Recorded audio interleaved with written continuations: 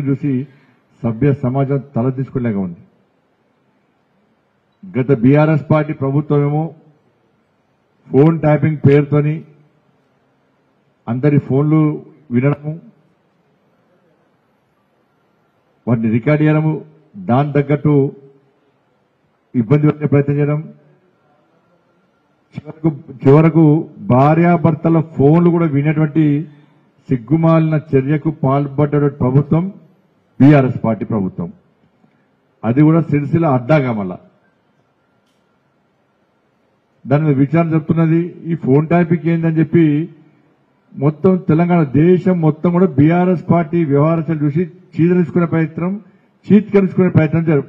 పరిస్థితి వచ్చేసింది phone tapping విషయంలో. గతంలో ఫోన్లు మాట్లాడాలంటే భయపడే పరిస్థితి. ఈ ఫోన్ మాట్లాడబట్టి డైరెక్ట్గా నేరుగా మాట్లాడదామని చెప్పి ప్రయాణం చేసే పరిస్థితి గతంలో వచ్చింది. కాంగ్రెస్ పార్టీ ప్రభుత్వం వచ్చింది, ఫోన్ ట్యాపింగ్ అన్నది అయిపోయింది.